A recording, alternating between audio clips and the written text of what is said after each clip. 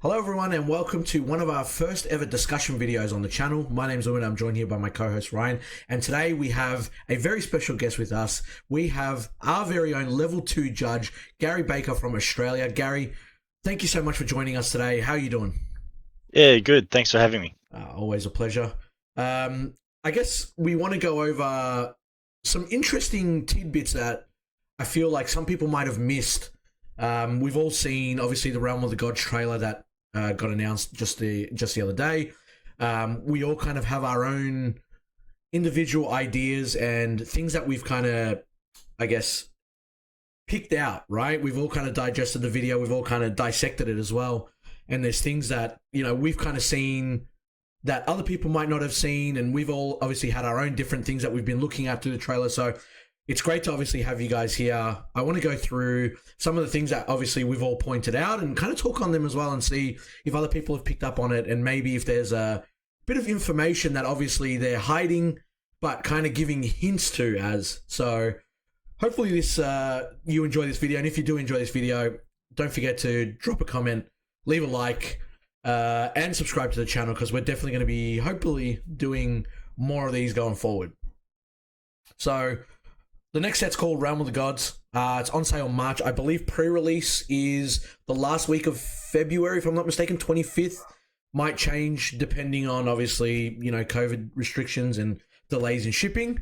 But we should be getting this early March, so I'm super keen. I'm sure you guys are super keen as well. Nothing wrong with, obviously, the last set that we've had, but, seeing so much competitive play kind of makes it feel like a new set or like new cards will be interesting to kind of spice it up again. I don't know how you guys feel, but that's kind of the vibe that I'm getting. I agree. Like the last set had a couple of little interesting things in there, but this set, just from the trailer alone, is off to a great start. It seems so good. I'm really pumped, especially anything with Trunks in it. I'm 100% down for. So I guess there's a lot of people that, might not believe me or don't know it as well. Gary, you called the Trunks leader roughly 2 weeks before it even got announced. You just kind of picked apart and pieced together previous, I guess, hints that Bandai created in their previous sets, and you kind of put two and two together with the Finn leader from the previous set, and kind of, I guess, had an educated guess that Trunks was going to be the leader in this set. Oh, I think when you look at the way they sort of design these sets, ever since the Unison Warrior block sort of started, you can see they really flow into each other. And I think the first evidence of that was really Draft Box 3 or Draft Box 6, where it came out with Giant Force, and everyone was looking at these cards going, what's all this King Piccolo stuff? This is ridiculous. It doesn't work with anything. And then all of a sudden, bang, look at King Piccolo now. Yeah, well, that's actually a very great point. So I guess we'll jump into a couple of screen grabs. I don't really want to go over the trailer. We've all seen it, and if you haven't seen it, definitely go check it out. It's about 4 minutes long. It's on the official YouTube channel as well. You can just type in Realm of the Gods, and it will pretty much be the first link that comes up. The first screen grab that I wanted to grab, this is about 11 seconds into the video itself. We're seeing these cards fall from the sky, right? And correct me if I'm wrong, normally in each set that we've had recently, we've had 9 leaders. We've had 2 of each color and always 1 separate black leader. In this image itself, we have 10 different leaders. We finally have 2 separate black leaders. I know previously we had Finn as like the sole black leader in set 6 of the block, and then before that we had Xeno... Shenron. Yeah, Shenron itself as well. And that was the only black leaders in their respective set. We're actually seeing the return of 2 of each color. And I think possibly for the longest time, the first time that we're going to get 10 leaders, excluding the pre-release leader as well. We can kind of see the silhouettes of all 10 cards on the screen now, but this is an interesting approach. What do you guys feel about this? Like, do you think that, 10 leaders, well, let's be realistic, 10 leaders is a lot to kind of tinker around with and to play around with in any set, but how do you feel about, I guess, Black getting 2 leaders and not limiting itself to just the one leader and the one archetype in the set itself? Yeah, I understood why they did it with that Finn leader, obviously carrying over the Sin Shenron cards from the previous set. So that kind of made sense. You're not going to introduce another new leader and have a whole other archetype if you're still rounding off that kind of Sin Shenron deck. But when the Sin Shenron first came out, I believe that might have been the only Black leader in that set. So I feel like maybe that set got missed out a little bit, but it does make sense why. I think it was Cross Spirits had only the one leader. Yeah, it's really interesting to see their take on doing 2 leaders. I'm kind of glad that they are, because it means you're getting something different, but I'm also a little bit cautious with the card pool size. How's it going to flow? How's it going to affect the archetypes? You can see a lot of what they're sort of doing with some of the leaders that I'm sure we'll discuss, like your Champa Beerus. They sort of use the same card pool, so I think that might be how they're balancing it. Well, from the previous set itself, we had the Goku and the Vegeta, right, where they could kind of interchange their green cards to kind of work with both decks, obviously. And you're obviously right. I do want to touch on that point as well, because we're talking about Finn from the last set, and half the black cards were kind of dedicated to Finn, and then half the black cards were to kind of finish off the Xeno Sin from the previous set too. So having 2 different leaders in this set and not adding any additional cards, because the card pool is obviously the same amount of cards that they're releasing in the set. It will be interesting to see how they manage their resources in this one, and maybe if they're going to kind of continue that support in the next set again, or if we're kind of going to see, I guess, straight down the middle support, or maybe the archetype where, again, like you mentioned, Gary, where it could support both leaders at the same time. In the next kind of screen, it's a bit more of a clearer photo of a leader that we haven't actually seen been announced yet. We haven't obviously seen any details about it. It's obviously Super Saiyan Goku. It is a blue leader as well. I'll go through pretty much all the leaders that are in this image itself through the video as well, so we're not going to miss any of them, because it looks like that they kind of announced or given us a snippet, I guess, of every leader that's coming in this next set. So for blue, we've had the Super Saiyan Goku, and obviously in the background we've got all the other leaders itself as well. Can't really obviously see too much about it. This is the unawakened side itself. You can't see the awakened in the top left-hand corner, but they haven't obviously shown us any indication of what's on the awakened side. But always going back to a blue Saiyan leader could be interesting as well. There's a lot of cards that obviously work with specific Saiyan leaders, and the set being obviously Realm of the Gods. There could be quite a bit of support for Saiyan cards in this set as well. So kind of interested to see how the blue leader itself on this one is going to be Goku as well. Yeah. I think that we'll see a fair bit of Xeno cards involved in this deck, or at least in the blue kind of archetype. Xeno's kind of usually been involved in blue, and from what I remember from the trailer, we haven't really seen many Xeno cards in this set been released, or at least been kind of a teaser for. And being the Realm of the Gods, you've got to assume that Xeno will play a pretty big part. Absolutely. And then moving on to, I guess, the reveals of Champa and Beerus both getting their own leader cards. Again, we were talking about this for the previous set, where Goku and Vegeta kind of got, that intertwined archetype, right? And we're going to have Beerus and also Champa getting their respective colors. So we've got them as both of them as green. I'm guessing they would probably play very similar. We didn't really look like there was any, I guess, Universe 6 cards, specifically for Champa, and Beerus having any Universe 7 in green. We haven't seen too much yet. We're only at the start of red reveals at the moment, so we haven't really seen anything. But the trailer hasn't really indicated where they're kind of pushing this out to as well, which is kind of good. But it feels like forever ago that we got a Champa leader, if I'm not mistaken. Yeah, set 1 obviously had Red Champa. Post that, I don't recall him being on any other leader off the top of my head. At least nothing that's been relevant. And Beerus probably set 8 was the last the red yellow. Beerus. Yeah. And then obviously it did get rebooted as well. I can't remember what set that was, but it did get the reboot where we had The set one the Blue set one Beerus. leader. Yeah, they try to bring it back in. Would have Yeah, been from set 9.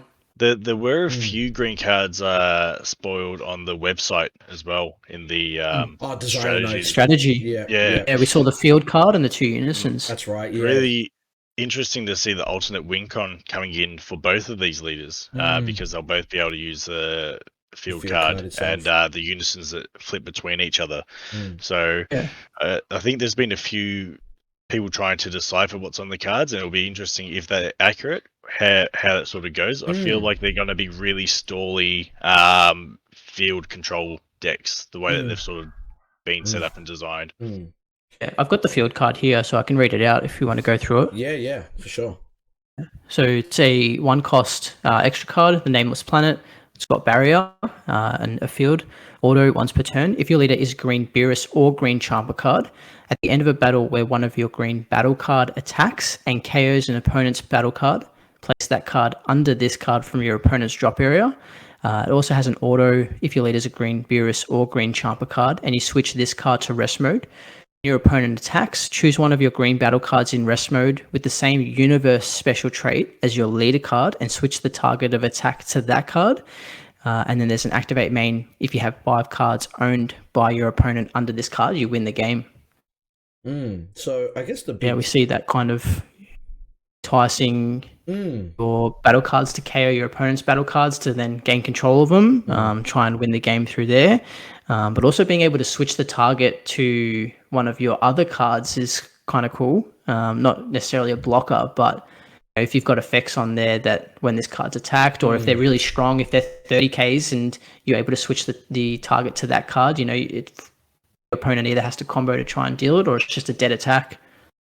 And the thing that It's going to be really interesting to see how they deal with the balancing as well. If they try to dedicate the cards that you use must be Universe 6 or must be Universe 7 to try and tie into that theme. Otherwise, you've got cards that have Blocker Revenge or those sort of things as well, where you could be naturally, if you're attacking into battle cards, it'll take 5 turns, but potentially could get those 5 cards underneath a lot earlier if you're using cards with Blocker and Revenge.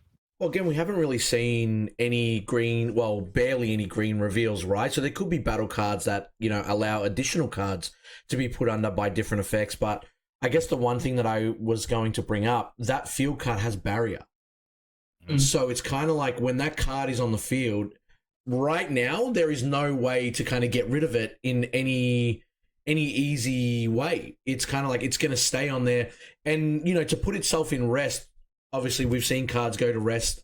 Planet M2, I believe, was one of them where you could kind of switch it to rest and then neg something by 5k. But because there's no real way to deal with field cards except for some of those cards that kind of pop the field card, having Barrier on there is very interesting to me because unless there's going to be a card that deals with this field card that ignores Barrier.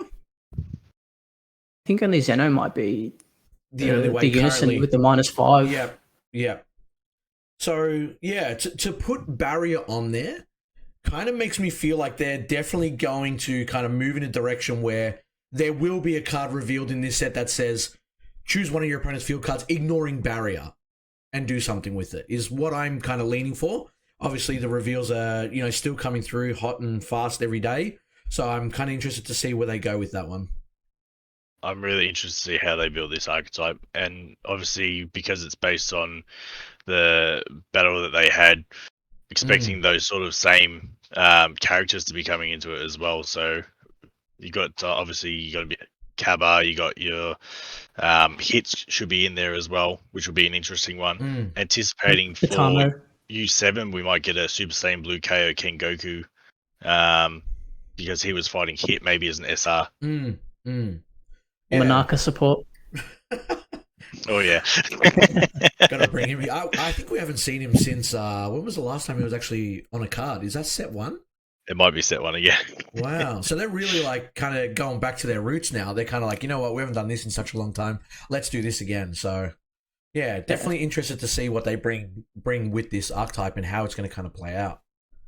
I do just want to go over this a little bit, but green from the previous set that Goku and Vegeta felt was such a a letdown, I guess, in terms of some of the other cards that got introduced. Then also this set seems to kind of have this alternate win condition, being the cards put under the field card. I think that you really need to be careful with having something like that, because it can quite easily come overpowered. If you're easily able to get these cards under, and it does specify 5, which, isn't that much compared to, let's just say, the 16 energy that the blue Beerus required to win the game. I don't know. I think there's something that they've got to be careful with if they're trying to make up for the lack of green cards that were in the previous set. They might go a little bit too far with this one. We could see it get out of control. Yeah, so kind of, I guess, that's the thing with these teaser trailers, right? Like, it gives you a little bit, and then it's kind of like, wait for us to reveal it, and then make your decision. So obviously, we're here to kind of discuss our ideas and what we kind of think is going on. And that's why, obviously, I wanted to get you guys together, because we all have such different ideas of what these cards are going to do or what they look like, in a broader sense. So it's always interesting to hear other people's thoughts on what it's going to look like when they finally do reveal it. The next one I want to talk about, and I think there was a lot of hype for this. We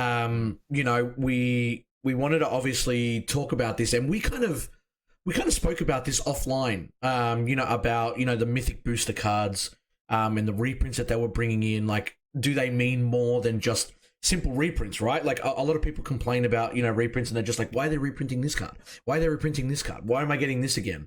And guys, we will have that video up shortly, if not already on there, depending on when you're watching this. So definitely go check out that for a more in-depth look at, kind of our ideas of, the reprints and stuff like that. But Wish is back. We haven't seen this since, was that set 7 or 8? Miraculous Revival? We had the Mecha Kabura. Oh, we did. Wish leader. Yep. Which did operate a bit differently to some of the previous ones. That was the first one in a while, yeah. One thing you need to point out, though, is the art on this card. Oh, yeah. Is just absolute fire. Like, I mean, having that Super Shenron in the background, I really would love to see some SR foiling on this card. Yeah. Because it just looks like it deserves it. Yeah. And if they continue on with what I kind of saw in the last set, where every leader is uncommon, so you can get it in a stamped variant, the foil's going to look good, but then the stamp variant is going to look like a level above, right? So I kind of can't wait to see if they give us that fan service that they've obviously provided previously. But you're right, the art looks immaculate. The unawakened side, well, I guess we don't really call it awakened, but the other side is Zamasu. It is a yellow leader as well, I do want to point out. We're not sure, I'm guessing it will have the trait as Saiyan, or maybe God, actually. We might not even see Saiyan on there. So there's a lot of... Probably both. Well, there's a lot of yellow cards that work with specifically, to say that if your leader card is a Saiyan card. So to give Goku Black the Wish side of things, and with all those cards saying if your leader card is a Saiyan, it locks you from obviously being able to use them in the early game, because Zamasu is not going to be a Saiyan. But if they give Rose the Saiyan trait, it's going to open, so many possibilities, not just only for all those cards that want a specified Saiyan leader, but all those, Wish cards again, and all those Desire cards, and, the crazy effects that, might be on here. I actually am so excited. I'm not the biggest fan of Wish, I'm not going to lie. I didn't really get into that phase when it was out, but I guess it kind of freshens the game back up. If this leader is good, and they don't kind of botch it, and they just put out a Wish leader for the sake of putting out a Wish leader, right? Because we haven't seen it in so long. It's going to be great to kind of see all these cards come back that we used to see that are now non-existent because no one plays Wish anymore.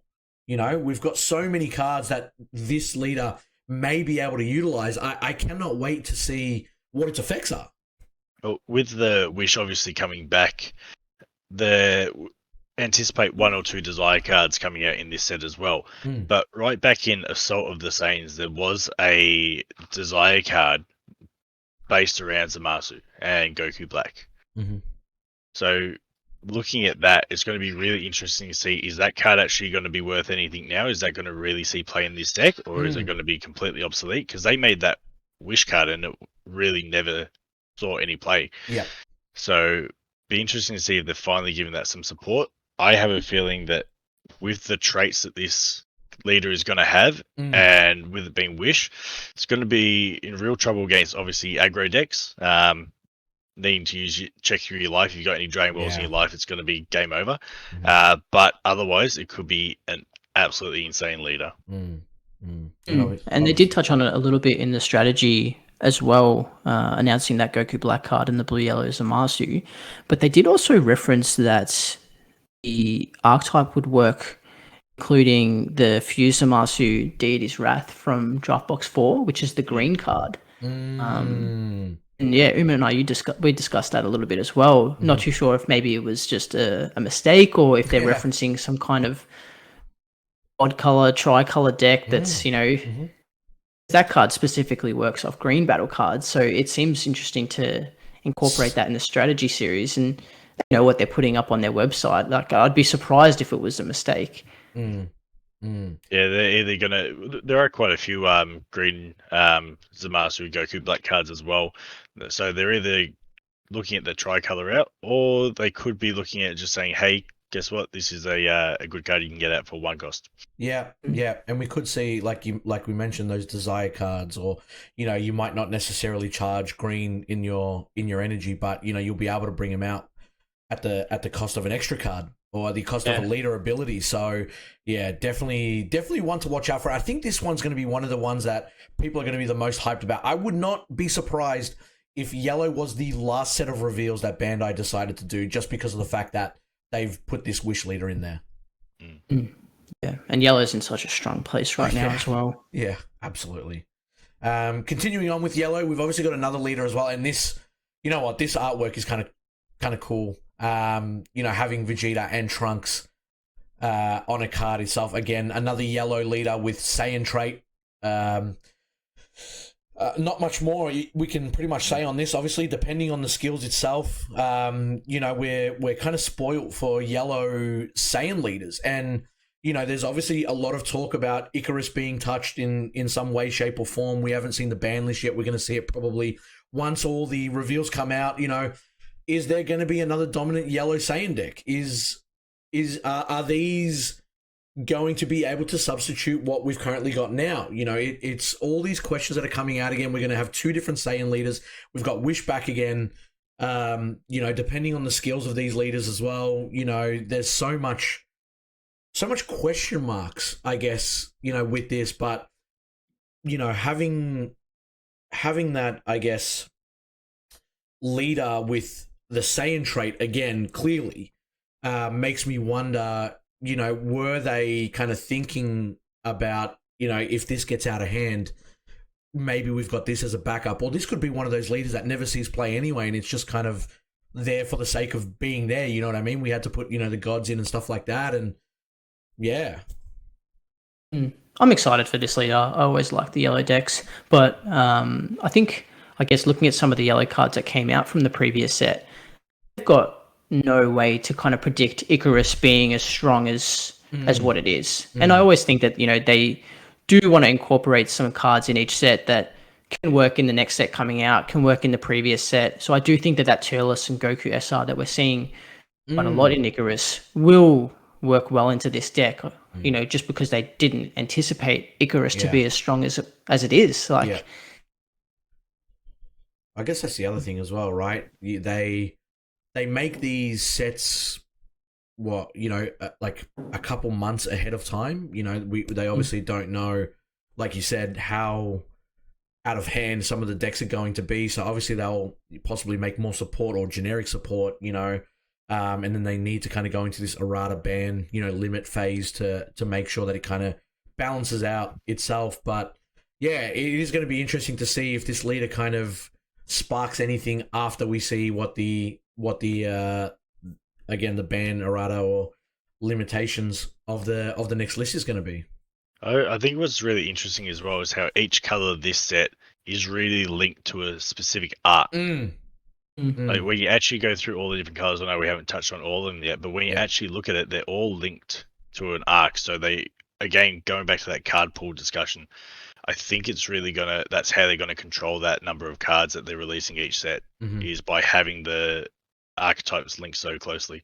Yeah, yeah, and again, we'll go on to obviously some of the new leaders that are coming into the color portion as well. But yeah, I guess having the wish leader there, obviously being a Saiyan as well. I mean, you have to kind of incorporate new wish cards, so it's going to be very interesting to see how much they dedicate to bringing back wish, and obviously for that specific leader. And are other wish leaders going to come back because there's going to be generic wish support? So definitely. The other interesting thing as well is because Wish is coming back. The last time we had Wish that needed Dragon Balls, obviously that's why we need to see the Dragon Balls reprinted. Yep. Because it needs to come out, because otherwise all these new players won't have access to those sort of cards. And I have seen a lot of people looking for that Mythic Booster reprint. Yep. Kind of assumed that, being Zamasu and that whole archetype of Zamasu getting the Super Dragon Balls, I kind of think that they might just make a different card that might just be Super Dragon Ball. Rather than the previous Dragon Ball. They may still work with one another, but yeah, I'm kind of predicting that there's going to be another card that archetype will use. Yeah. Well, it's not the Earth Dragon Balls that he's using to make that wish, it's the Super Dragon Balls. That's true. Yeah, so I was thinking more that they might kind of want to eliminate a couple of slots in the main in the main deck where they don't want to reprint like Dragon Balls in, like, it does the exact same thing as the old Dragon Balls did, so they did it in the Mythic Booster instead. But definitely a good good tidbit to take away to see if that is actually going to be the case when we do see some of these yellow reveals going forward. So we've got you actually kind of touching on like how they're doing these archetypes and how it's kind of like a how it's like, I guess, linked, Gary, when you were talking about like the colored leaders and stuff like that. We've got Goku that was blue that we mentioned at the very start of this video, and we've got Whis on the other blue leader itself. Interesting to kind of, I guess, link those two together. I'm sure there's going to be some sort of cross cards that they use. It's very interesting to see that, yellow it's not yellow, sorry, red kind of got, the priest itself, and then blue kind of went the Whis route, when you could have maybe linked these two together and made an archetype. Yeah, they potentially could have. They seem to be just going through all of the different arcs through all of Super in this set. This is just really seems to be everything to do with Dragon Ball Super, excluding black, is all the other colors. And I'm not up to date with some of the newer non-anime stuff. Heroes, and whether the manga's still going and stuff. But I'm not too sure if Grand Priest ever ends up training Goku. Is that where they kind of lead there, or does he generally just keep training under Whis? There is some training in Super Dragon Ball Heroes, where Goku goes off to train with the Grand Priest to master his Ultra Instinct. Okay. But that Grand Priest, I feel, is more linked to the Tournament of Power arc. Yeah. And the other red leader, I don't know if we've actually touched on it yet. I'm trying to think what the actually other red leader was. That's UI Goku. Yep. That's it. That's right. Yeah. Sorry, the UI Goku. What an insane archetype we've seen so far. Yeah. One of the cards, insane for that. Yeah. It would have been interesting to obviously go over those before the reveals came, but because they make the trailer and then they start revealing the next day, it's very hard to obviously get all of us together and obviously upload a video. But yeah, if you haven't seen those reveals, you've got to check them out, because that is, some of those cards look insanely good, which, you know what, it kind of makes me think that, they won't really be useful in a Grand Priest leader. But in saying that, obviously we haven't seen everything yet, and it is very possible that the skills of the Grand Priest may do something crazy that incorporates, Saiyans and stuff like that. So don't want to rule it out just yet, but definitely keen to see how they feel like mix and match. There's a lot more red to come. Yeah. Because when you look at the Grand Priest, and you've seen in the background, they've got all the angels. Yeah. I think it's going to be an insane archetype. This is a very, very interesting one that I wanted to kind of point out, right? we've got the Whis leader. We can actually see the Unawakened side here. On the other side, we have a Dabura leader. That is the second black leader that we haven't actually seen yet. So we've obviously been shown the Super Saiyan God Trunks leader, with obviously the extra cards and stuff like that was in the trailer itself. I believe, if I'm not mistaken, the God Trunks has also been revealed in terms of his skills on both sides at Worlds. Yep, it got shown. But The Nessar as well. yeah, and the Dabura was... The Dabura is actually, I guess, like kind of that sneaky thing, right? Like it didn't really show it too visible. It was kind of in this shot itself only, and people might have missed it. Very easy to miss. The thing that I want to point out as well, we've seen this in the previous set, where a lot of the battle cards have the same type of name. I can't remember what the previous one was called, but these are the Interceptor. So we've got Son Gohan, the Interceptor. We've got Videl, the Interceptor. We've got Super Saiyan Vegeta, the Interceptor. So they kind of like build on each other, right? They kind of like, I guess, link to each other in terms of what their whole story is about. I know we had it in green for the previous set with the Goku Vegeta archetype again. But, you know, I guess another tidbit that, you know, you might not kind of notice in a trailer itself. You're kind of looking at the cards. The effects are, I believe the Vegeta's like a counterplay or a counterattack or something like that. I can't really read it too well, but yeah, those are the things that I really wanted to kind of point out in this spot here. Was Whis the leader where it could change the attack target? So essentially putting something into play and making it a blocker. That was an extra card in the last. I mean the field card that we were talking about before. Was it the field card that changed the target of an attack? Yeah, that was for the green Beerus or Champa. Yeah. Quickly, to to bring it back to that Dabura leader, I don't know if they've done this before, but they've actually removed the text, removed the power, and it doesn't seem to have much at the top either. That's really interesting. Yeah, so they've completely blanked it out. And obviously people pick these trailers apart and they zoom in and they can kind of piece together what the text is saying, but they've completely removed it. Yeah. They really don't want us to know what's on that Dabura leader. Meanwhile, they have let out a little sneak peek that it is going to have a swap engine. With the SR from the I've got a couple of nice close-ups of those, and actually a close-up of the Whis Unawakened side effect that I will actually go into in one of the later slides as well, just so we want to talk about that, because I think that it's a very interesting skill that I want to kind of dive into and see what your guys' thoughts are on that one. But before we get into that, we've got a brand new skill, Empower. It's got a specific color and a specific cost, I guess you could call it. Well, not a cost, but I guess like a certain number. A limit, kind of a limit on how much incorporates something from there as well. So if this card replaces a green Unison card as it enters play, it carries over up to 3 of its markers. So obviously they'll have a color, they'll have a number, and that's how many cards it can obviously bring over. Markers, Touching on that extra card that you were talking about, Ryan, previously, this Whis Uncommon Unison, if it's not in play, you get a +1 and you get to activate it as well. So essentially you can have multiple ways of playing that field card. You don't need to run 4 in your deck because these guys will search them out for you. Yeah, correct. This is obviously from your deck, so if you obviously don't, you might see it being bursted, or you might see it being crit, or something so forth. But yeah, you might want to run a couple of them, but you don't need to run it at 4, which is obviously handy. Once you have one of those field cards out, you probably don't need another one. But the other little interesting thing that I kind of want to touch on the far left, the Beerus leader, 15k power on its Unawakened side. I don't know if we've seen that before. I think it was the green slug that was 15 and then 20k, or it might have been 10 and then 20k, but that was definitely awakened at 20k.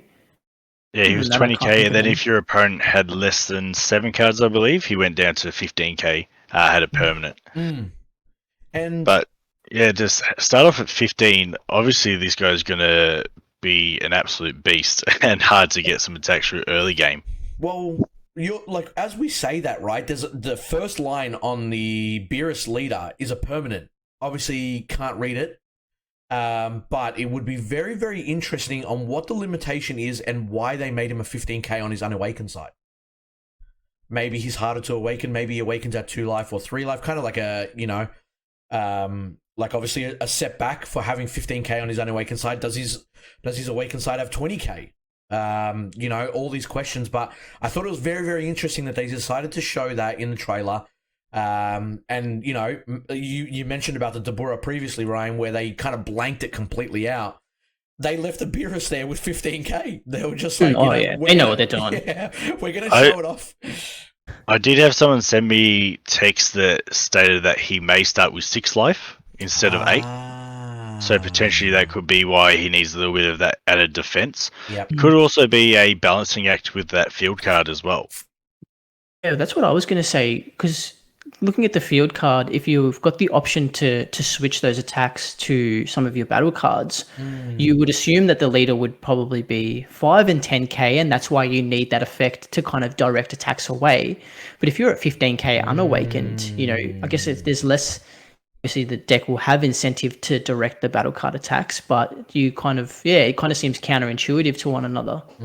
Yeah, gonna be very interesting. To touch on this empowerment, what are your thoughts on empower? I don't like it personally. I think there are certain unisons that can gain markers very, very easily. And you kind of use them in the early game until you find the better unison, right?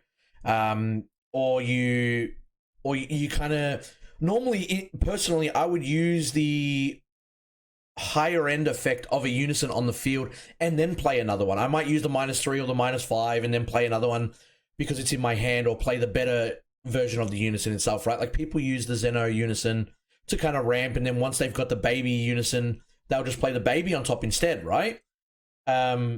So I'm not sure how it's going to work. Obviously, we've seen it so many times where the first iteration of a new skill is very, very basic and there's nothing that really shines through it. But later on, it kind of looks great. Yeah, it looks amazing. They've kind of built on it as well. It's kind of like a easier way into this new skill kind of thing. But if we're at set 7, and if I'm not mistaken, we're meant to get 4 sets of boost.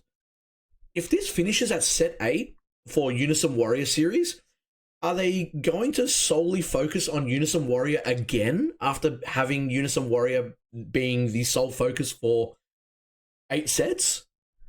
It's going to be really interesting to see if we go through another. I think some people will be really excited for it. Other people might uproar a little bit because a lot of people want to move on from the Unison Warrior block. Yeah. Personally, I don't really mind what the block is called as long as I've got cards coming out in the set. Like, being completely honest. But I think when you look at skills like this in Power, cards like this, Whis and Vados, they work together really well. Obviously, if you have something like a Dabura out, personally, I don't think Dabura will be good with this Beerus leader if he does start at low life and you're taking life off your leader to save markers from coming off the Dabura. But I mean, I guess time will tell. Demigra, correct. I guess time will tell, depending on what other skills are revealed. But then I look at there was the reveal of a red. I'm not sure if that's coming up in the slides for the Super Shenron. Has Empower 6 red. I think actually it was in the reveals on the Facebook page. Now that has Empower 6, and I believe it was a 1-cost unison. I can't remember what the actual cost was, but I mean, if that's got Empower 6 and you can already bring across a lot of markers for 1 energy, you could easily play a second one and just bring across that 1 extra marker that you need just to gain an extra life. So you're sort of paying 2 energy depending on what you've got out already to revive a little bit. So it's going to be really interesting to see how that plays out. Yeah. That's kind of why I was against this whole Empower skill, because we've seen so many strong unison effects, and our game revolves around unison so much right now Yeah. that if you have these one cost unisons that can do +2 markers and things like that, Yep. you open up these really powerful effects so much more easily. It kind of takes the game away from the strategy, and you just kind of end up, how can I accumulate as many markers as possible and just get my minus effect off? And it just puts you behind even further, which is kind of why I was, a bit on the fence about it. If anyone knows, I like to remove unisons as soon as possible. So any skill that puts markers on them, Makes your job harder. Yeah, exactly. I'm just a unison killer. I hate them. Yeah. And you've had Just too strong. They're too good. Yeah. Like the game revolves around them now, and I don't think they're going anywhere anytime soon. Whether the next arc is Unison Warrior or not, they're not moving away from. They will still unisons. create unisons. Yeah, I believe that absolutely. will definitely be the case. That will definitely. It's the be same case. with multicolor. We're still seeing those multicolored cards coming Overrealm. through. Yep. There's always going to be some level of support in some way, shape, or form. Absolutely. Yeah. Absolutely agree. Speaking of unisons, we've actually got another unison that they've shown off. This is an SR as well. Interesting to see that in the trailer they've shown off a couple of different SRs. Obviously, they're probably saving some of the really, really good ones, for their reveals itself. In the trailer, we've got 2 unison SRs. We've got this one, and we've got another one that's coming up as well on one of the later slides. Again, it's got Empower Blue 3. I think the artwork is fantastic on this one. First of all, I think the artwork so far on this set specifically looks amazing. Again, we were talking about, the blue unisons, and the blue unisons tend to kind of stick around for quite a while. Because they're so beefy and they +2 so regularly. We've got the Zeno unison, we've got the baby unison as well.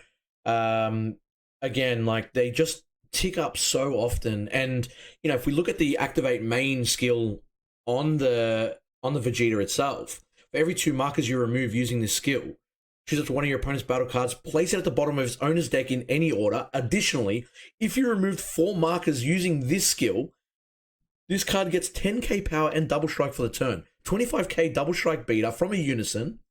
Every 2 markers, you can choose one of your opponent's battle cards, place it at the bottom of its deck.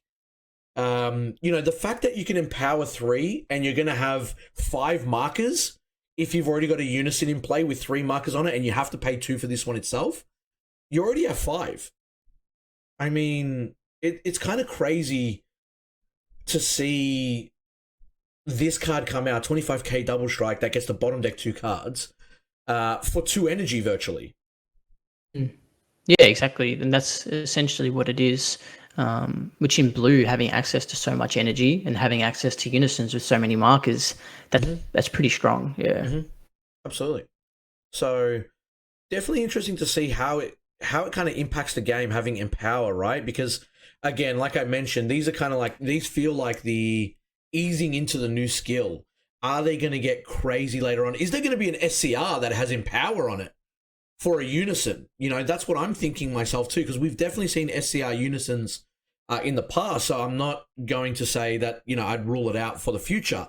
Is it going to be some crazy effect that's got like Empower, certain amount, so on and so forth, and when you get it out, you can pretty much use its ultimate ability straight away. It's definitely going to be interesting to see how they kind of take this away, and kind of like if they run with it or not, or if they kind of decide to scale it back, or if it's just going to be, again, another one of those skills for your unison cards. When you're looking at Empower 3, going back to play the Zeno unison for 2, you can uptick, gain another 2 markers, you're at 4 markers, you've ramped. If you've got an untapped 2 leader when you awaken, all of a sudden you're ready to go. Yep. Exactly right. And, Soul Striker is still very, how do I put it? I guess represented in blue, right? It's one of the best blue leaders that there is right now. So at the end of the day, this slides straight in with almost any engine that you've got in there as well. It's kind of just like, I mean, even the +1, again, draw 2, then choose 2 cards in your hand and place them at the bottom of your deck in any order. It's, you get to cycle through so much of your deck, and being able to kind of, obviously pick and choose what you want and still get markers on it as well, even if you're not ready for that activate main. I think it's, I'm very, very intrigued to say the least, on how this is going to shape the meta going forward and how it's going to make the competitive scene look. And this unison seems to work well with the Whis leader, given that the energy is still the same as the previous slide. We may see stuff being played from deck if it's going to kind of allow you that option to put cards back to the bottom of the deck. Yeah. No. And then I guess, Gary, you mentioned previously talking about, we've got the swap mechanic as well, which you were mentioning from, it could be obviously the Demigra itself, but they've got the Trunks leader. Dabura. Well, they've got Trunks on the, behind the Dark King. In the leader slot. The swap working for the Dabura. Yeah. But this permanent is interesting. This is if it has 3 or fewer markers. So we've seen a lot of Black Unison say if it has 2 or less, right? It can't attack. This one makes it that you have to have 4. Obviously, the Empower helps you get through that spot, right? Like it gives you those extra markers to help you kind of swing earlier on. It is a 20k Unison itself as well. But then, we were talking about having that swap mechanic back again. Meki Kabura, Supreme Kai of Time, all in there. But another SR that they've shown in the trailer again. So they're really, I guess, showing off these SRs in trailers, but not making them too obvious as well. Does that make sense? They're kind of like making it visible. If you look for the detail, it's there. Exactly. Yeah.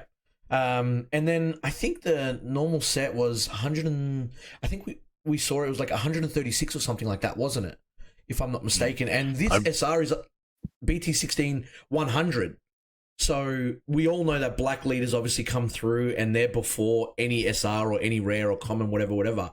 But we're already before the 100 mark into the black. So I wonder. That's a big pull for black. Yeah, that's what I was about to say. So we've got 4 colors before black, and they're not just like sitting on the edge of 100. We're sitting on prior to 100 as well. So that seems like a lot of cards. Or if they're going to bring back multicolor in a big way, we've already seen multicolor SR. That's what I was going to say. I think when you look at it multicolor, when you've got the wish leader for Goku Black Zamasu, often tied to a lot of yellow blue, could potentially see a lot of that sort of stuff coming through. They have been doing splashes a lot more often. Yeah, I think last set was roughly about 8 to 10 multicolor cards that they added in, complete to the set again. So I would not be surprised, obviously, if they continue that trend, to bring it back in some way going forward as well. We kind of mentioned that even if the Unison block isn't going to be the next block itself, they'll still somehow incorporate that into later sets, which I agree with as well, which is kind of why we're seeing multicolor come back in, I would say. And it's going to be very interesting to see how much multicolor impacts the game going forward. Bring back Surge. No. When you actually look at a few of the things they're doing with energy exhaust, there's different ways that they're trying to think of how to remove energy exhaust to speed up those multicolor decks too. So I think we will see a lot more moving forward. Well, the premium pack, now that you mention it, the premium pack Goku, that is a 2-cost red and blue. If all your opponent's energy is in rest, you can negate this card's energy exhaust skill. It's a Goku BR, so it ties in well with that promo Vegeta leader. But just kind of like having those skills on there, right, to kind of negate energy exhaust in different ways, rather than just if you have another multicolor in your energy, negate the energy exhaust of this skill kind of thing. They're really trying to kind of switch it up a bit, which is kind of interesting to see the strategies that it comes up against. Touching on the Whis leader that I mentioned, so I've actually scoped in to the leader itself, and this is an interesting skill that I wanted to talk about with you guys and see what you think. Switch this leader to rest, play a skillless battle card with 15k power from your deck, or drop in your opponent's battle area in rest mode. That's a random skill. Yeah. Well, I suppose maybe that's what Interceptor ties into. Are they doing something where you can pull skillless battle cards from your opponent's battle area, but it's a balancing act so that you're not getting too powerful? We can see the expansion Goku Unison there. That's linked to the Gohan skillless deck. So I can't remember off the top of my head what the skills are, but really interested to see what those skills are and how that ties in. Have they put that there for a reason? Do you guys remember, I think it was the last set and maybe the set before that, we had a lot of cards that said if your opponent has a skillless battle card in play, reduce the cost or KO that card and then play this card on your side? I'm guessing probably not because they never got played, but there was a lot of cards that mentioned if your opponent has a skillless battle card in play, this card gets this effect, or this card comes out for cheaper, or you can KO that card and play this card in your area. It's interesting because at the time we all looked at it and we were all like, well, this is only specific if my opponent's playing a skillless deck. And now there's a leader that forces your opponent to play skillless cards, your skillless cards. So were they bringing those out for this leader specific support? I guess it all depends on how much damage they can do to you, because a 15k skillless card is pretty strong, especially if you do it on turn 1, because Whis is not going to attack. You put it in rest to play a skillless battle card on your opponent's side in rest mode. So will there be a lot of blue cards that kind of incorporate that effect where, your opponent has a skillless battle card, do this, do that, do X, do Y? I have a feeling that's what those interceptor cards might be. It might be if your opponent's attacking with a skillless battle card, you can play this card from your hand, or something along those sort of lines. Yeah. Just quickly going over that Goku as well. I did get its effects up here if we want to go through it. It's a 2-cost Unison, 15k, auto once per turn. When you remove a marker from this card using Spirit Boost, choose up to 1 blue Saiyan card in your battle area, and it gets plus 5,000 power for the turn. This was that introduction to Spirit Boost with those expansion packs. Plus 1 activate main. If your leader is mono blue, you may switch this card to rest mode. If you do, choose up to 1 blue skillless card with an energy cost of 2 in your energy and play it. If you played a card, place the top card of your deck in your energy and rest mode at the end of your turn. And then a -1 activate main. Choose up to 1 of your opponent's battle cards and return it to its owner's hand. Oh, that's interesting. So you can choose one of your opponent's battle cards, return it to your hand. So if you choose a skillless, then it adds to your hand size. Yeah. Well, the Whis doesn't have a auto, so it looks like you're not drawing on attack. And if you're switching it to rest mode, you're not going to get the opportunity to attack either. So you've kind of, I guess, you're having to get to turn 2 and then play the Unison to kind of, I guess, get the full Whis effect, right? Instead of drawing, you just get skillless cards, and that obviously speeds up the skillless engine. We might see SS2 Gohan from Supreme Rivalry make a comeback if it's going to be that easy to get skillless cards come back into your hand and battle area again. Especially if you're manipulating energy. Was that SR tied to a Saiyan leader? I can't remember. The mono blue one, the Vegeta. The Gohan SR that plays off skillless. Yeah, the SPR. I don't know actually. Now that you mention, I don't believe so. I think you just had to have a skillless in play. Hit the skillless, yeah, and then the restand effect was removing a card from energy, I believe. Yeah. Yep. Pop something. Pop a skillless in your energy, I think, to bring it back to active mode, and he gets. Where are we? Active main. Place 1 mono blue battle card from your energy in your drop area. Switch this card to active mode. Then choose all your opponent's battle cards. Place them at the bottom of their deck. The 4 cost. If your leader card is a blue Saiyan. Okay, never mind. All right, well, skip that. Cool. So it's just no Gohan for you. It's just going to be interesting to see what they kind of make up with that then, because you're right. If the Whis doesn't draw on the unawakened side, you're going to have to find other ways to draw. But how many skillless cards are you really going to have in your deck to kind of incorporate that? I guess depending on the other cards, if they all work on the skillless engine, is it going to be, maybe 12 skillless cards in there? Are we going to be pushing it at 12? I'd say minimum 8. We're seeing a lot of skillless decks run at least 6 to 7 skillless cards in the deck itself. But yeah, definitely going to be interesting to see how we go with the other reveals for blue in terms of the Whis leader. I think with the fact that you can recur it. Oh, but hang on, put that on pause. The fact that you can recur the card back to your hand and they go from the drop area as well. I think there'll be enough with having a small amount in True. the deck. True. Very true. But my God, talk us through this, Umit. This is the only card that I wanted to bring up in the slideshow because we actually wouldn't have known this if we made this video as soon as the trailer dropped. We got this as a Christmas present, as kind of like I guess, yeah, well, there's no better way to put it, a present. Just a random SCR drop. The SSB Vegeta Unbridled Power. I think the SCR is absolutely bonkers. But before I get into that, what do you guys feel about? We know that there's always been a standard of 3 SCRs. The last set had 4. Had a guest character, which was the Pan Xeno, which was still an absolutely amazing SCR as well. But they've kind of taken a different route now where technically there's 4 SCRs again. They call it the God Rare. It's going to have an alternate art, but I kind of want to hear your original and like your first impression when you heard about this. You know, they normally show the SCRs in like a silver kind of, you know, question mark, but they really made it a standout, popping the middle one and being like, oh, this is an alternate art version of the SCR.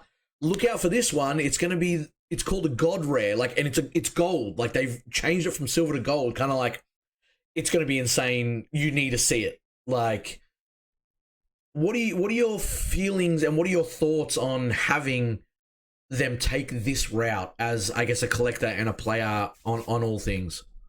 Personally, I absolutely love it. It's something that I've been asking for a while. Mm-hmm. To have an alternate art chase card for collectors, you can still play with the normal cards. Mm-hmm. There's plenty there for players, but to have that chase card, I think just across TCGs for a moment, you look at the Ghost Rare Omnimon in Digimon. Yeah.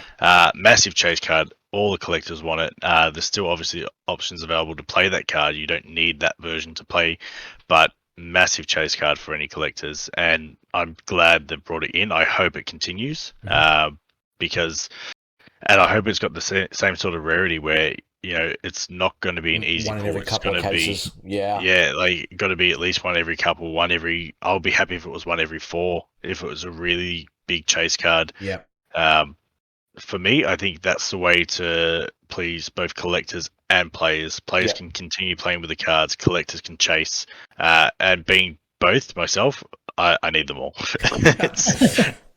Yeah. I hope I pull one. Yeah, that's the thing, isn't it? Like, you know, I think all 3 of us buy such a large amount of product on every release that this is going to be that extra special, right? You know, it's kind of like sitting around the campfire, you know, everyone got their boxes or their cases in front of them, and it's kind of like ripping into it, and you know that you're gonna get, I guess, you know, touch wood, 2 SCRs every case, right? Like as a stock standard.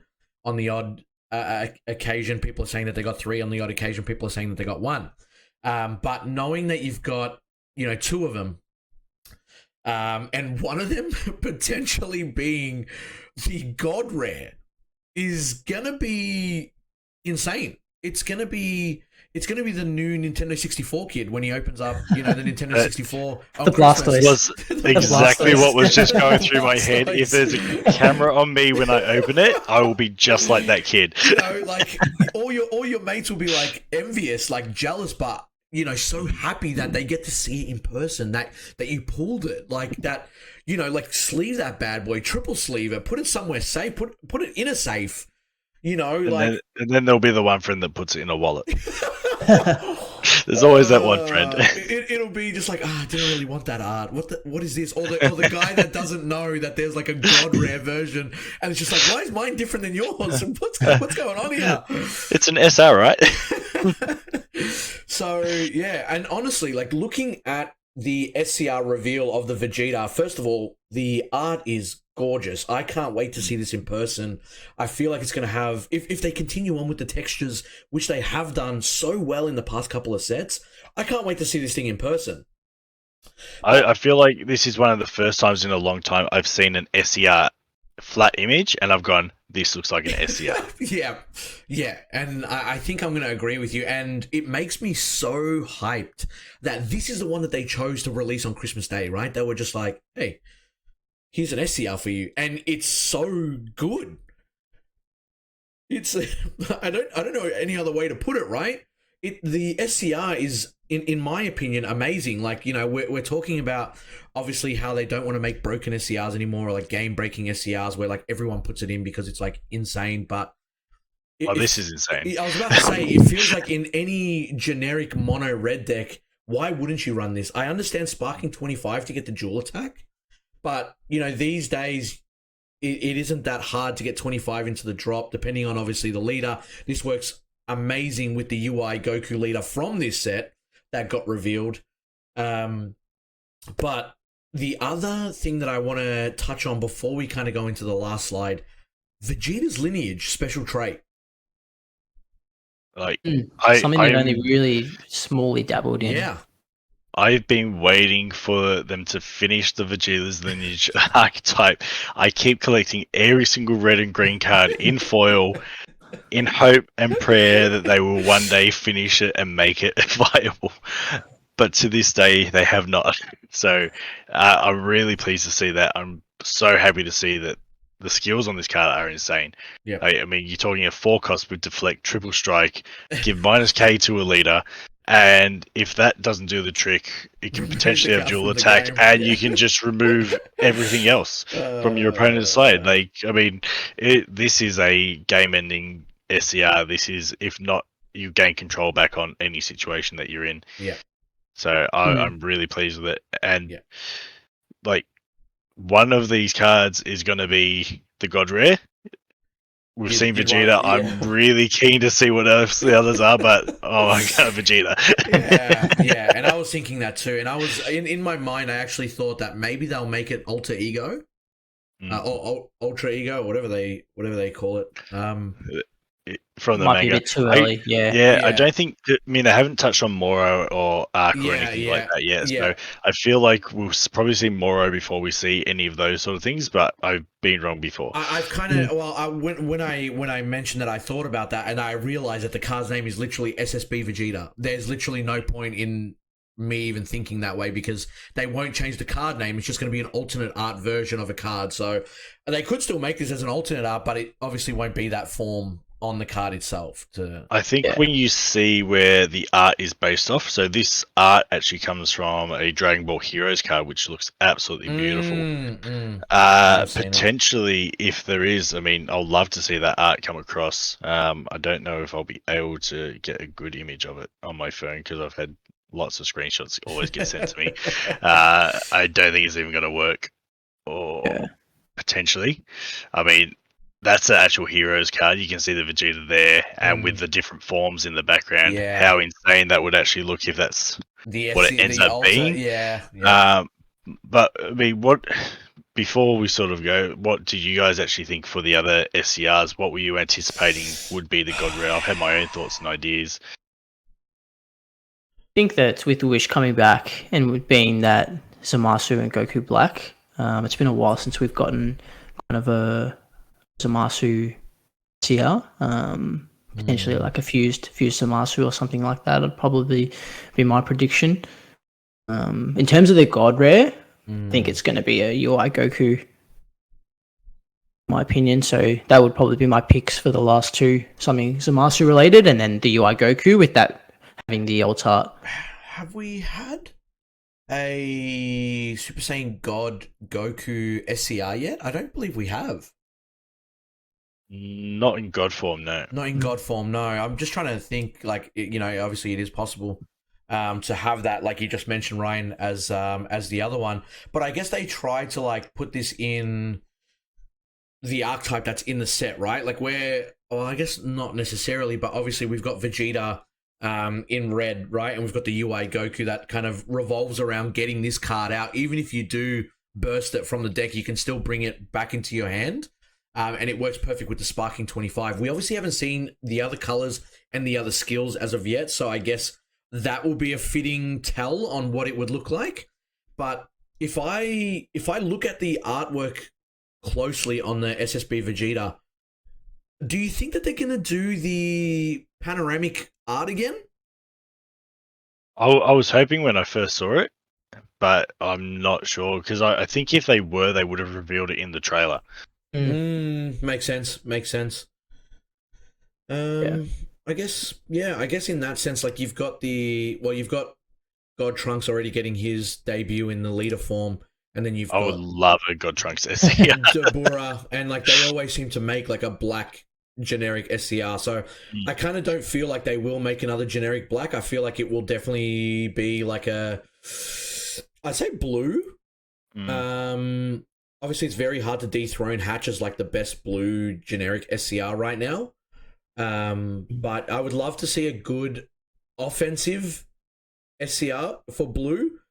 Maybe like an Angel or something like that. I don't really know like what I would expect the other one to be, but I mean, if the God Rare is going to be anything, and it is a Goku, which we all would imagine, I would imagine that one of the SCRs has to be a Goku, and then they just make the God Rare a better version of it. Is my guess.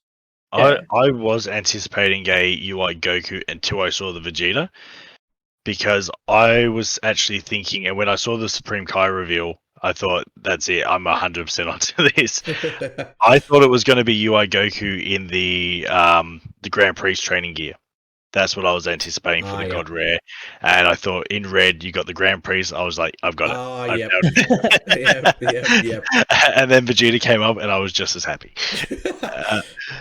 But I'm quietly hoping for a Zeno, potentially in green. I'm thinking maybe to tie into that arc. I mean, they normally go something left field. There's got to be something Xeno, but just looking at the archetypes, I'm hoping for maybe a Zeno in green, and in blue maybe a Beerus.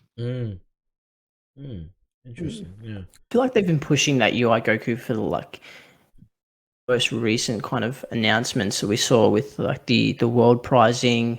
We had the Awakened Power, obviously the gold, the stamps with the leader, the mat and things like that. I feel like they're pushing that UI Goku a little bit, which is kind of why I was leaning towards that being the God Rare. Yeah, I guess definitely interesting. It depends on when they're going to release. Obviously, they've got no schedule up to tell us when they're going to release stuff. I mean, that was a surprise leak itself. So I'm definitely keen to kind of see what else they've got. Yeah, under the sun. And I mean, until the 15th of January is when they're supposed to finish up. So there should obviously be a couple more SCRs coming soon. But I'm already hyped for the set. Like, it doesn't bother me what it is. Honestly, I'm already very, very happy with what I've seen. With the set itself, and I guess touching on the last slide, I'll bring it into that point. What do we feel about the SRs being dialed back by 5? So we had 23 SRs in so many sets. We're now down to 18, but that brings up the SPRs to 14. So 5 extra SPRs, 5 less SRs. So less different cards to collect. More art versions of those cards. What do we feel about that? This is the first time that they've obviously done something like this where they've kind of tried to fix up a lot of complaints that people have had. What do you guys think of it? I'm happy with the number being dialed back. I feel like having over 20 SRs in any sort of set, it was way too heavy. And the pull rates to try and complete your play sets was a lot more challenging. If you're a more casual player, if you're someone who buys cases, you're going to get the play sets regardless. But if you were buying, say, 6 boxes, it'll be really challenging to get anything that would really work. You could be really unlucky to get only 1 SR in what you actually want to play. Obviously, trading card game, you're going to trade cards to try and get what you need to play with. But I'm happy they've dropped it. I'm glad they didn't drop it right back down. Bumping up the SPRs is interesting. I feel like we might see some rare SPRs come back. Well, there's a 4 slot difference, right? So there's 4 cards that are SRs that are not going to be SPRs. And again, like you mentioned in the previous sets, if you bought a couple boxes and you've already used all your SR slots and there wasn't an SPR version of that card, you completely missed out on the box. Like, you couldn't get it in that box anymore because it was just like, oh, well, if I don't get it as SR, I get nothing. So, Yeah, I'm glad they played with the ratio. I think once we sort of crack into a few boxes, we'll get a better feel for is it the right balance. But I'm glad they've listened and they're trying something a little bit different. I think this should be a pretty good balance with the numbers that are coming out, and I mean with the cards that we've seen so far, everything's already looking awesome. Great. So Yeah. I don't think there's anything I'm really going to be unhappy with seeing it as SR or SPR. Except for the ages, yeah, I think so too. I think it looks amazing. I'm keen to kind of get into it. I know we've just had a set release literally like over a month, just over a month ago, and we still got another 2 months until we even get to the pre-release of this. But I'm already so interested in what we're gonna see, and yeah, it was obviously great to kind of talk to you guys about this. Like obviously grateful to have you. And take time out of your day, Gary, to obviously record this with us and get your feedback. It's always good to kind of hear your insights on what you think and why you think that way. And kind of, like I mentioned at the start of the video, you know, how right you were about the leader being revealed before it even got revealed. So to get your thoughts and stuff like that on it is always a pleasure. And I'm glad we could kind of get you on a video to kind of broadcast that as well to other people to kind of to show off a different side of things as well. Appreciate you having me. It's been good. Always good catching up with both of you. Yeah, well, guys, thank you so much if you made it through this video itself. Again, if you enjoy the content, let us know in the comments below. Leave a like, hit that subscribe button because it'll obviously tell us that you want to see more discussions. Apart from that, thank you so much for tuning in and hope to see you in the next one. See you later.